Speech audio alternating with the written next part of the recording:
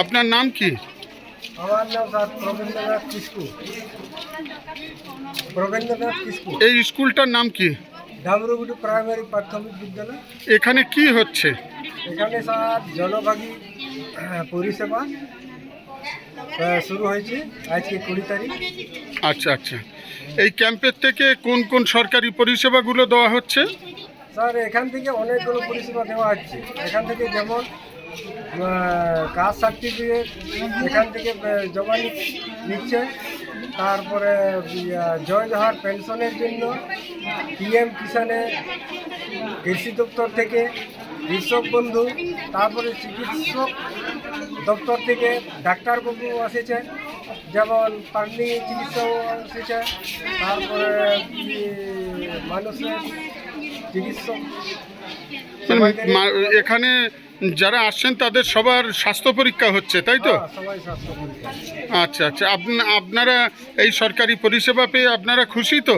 হ্যাঁ স্যার, আমরা অনেক আনন্দিত। এলাকার মানুষরা খুশি তো? হ্যাঁ, এলাকার সকল মানুষই খুশি। এলাকার সকল মানুষ কি চাইছেন?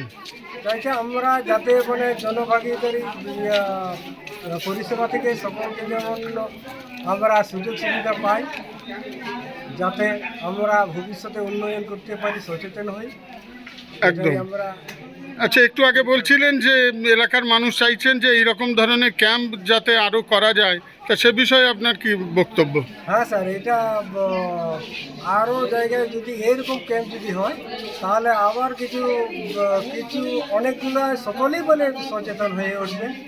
হ্যাঁ, যারা যদি না জানে না আজকে, তারাও যাবে না সেসব জায়গায়। ঠিক আছে, হ্যাঁ, সবাই সচেতন হয়ে থাকবে।